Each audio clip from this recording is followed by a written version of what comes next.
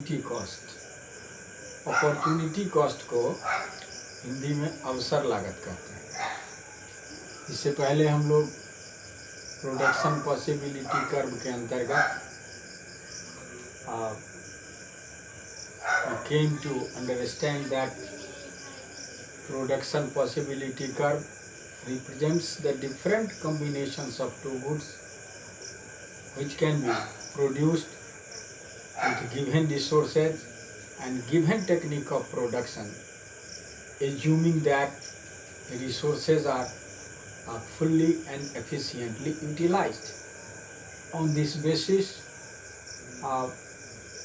Opportunity cost अवसर लागत ये प्रोडक्शन पॉसिबिलिटी कर्व से ही रिलेटेड है। So far as the origin of the term opportunity cost is concern, the concept of opportunity cost was originally developed by professor Green in 1894, but later on this term popularized by Professor F.H. Knight. It is cost of producing one commodity in terms of another. The knowledge of opportunity cost is useful in decision making of a firm or policy formation for a society. It is the cost in terms of forgiven alternatives. So far as the definition of opportunity cost is concerned, according to Benham, the opportunity cost of anything is the next best alternative that could be produced instead by the same factors or by equivalent group of factors costing the same amount of money.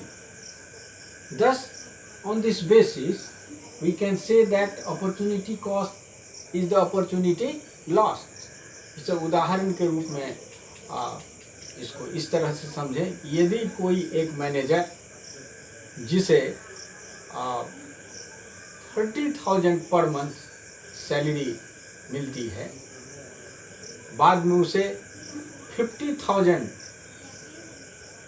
Per month salary का offer दूसरा firm देता है और वह पहला firm छोड़ करके दूसरे फर्म में 50,000 रुपीज़ पे ज्वाइन कर लेता है, तो उसका जो ये 50,000 रुपीज़ है उसका अपॉर्चुनिटी कॉस्ट हो गया पहला 30,000 रुपीज़। ये अपॉर्चुनिटी है। अपॉर्चुनिटी इसलिए कहते हैं opportunity cost is the opportunity lost. इसके एजम्पशंस हैं, there are condition of perfect competition in the economy, all the resources are fully employed, technique of production is given and there is production of two goods only.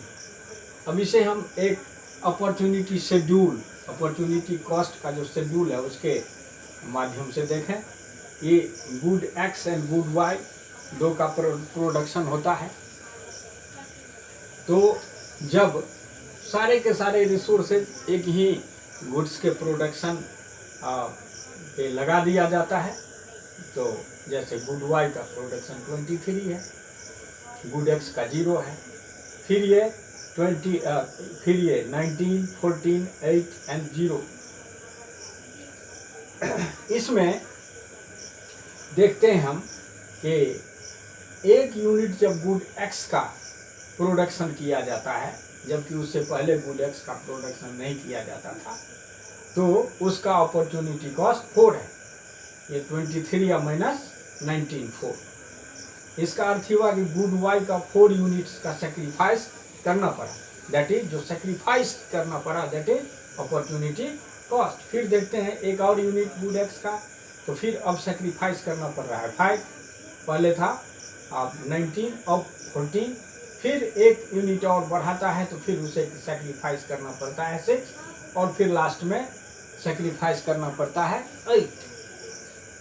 इसी opportunity cost का जो schedule है, इस schedule के आधार पे इससे पहले हमने बतलाया था कि प्रोडक्शन पॉसिबिलिटी कर्व का जो शेप होता है वो कनकेव टू द ओरिजिन होता है ड्यू टू इंक्रीजिंग, देखने पहले 4 था, फिर 5, फिर 6 और 8, ये अपॉर्चुनिटी कॉस्ट के इंक्रीज करने के कारण होता है।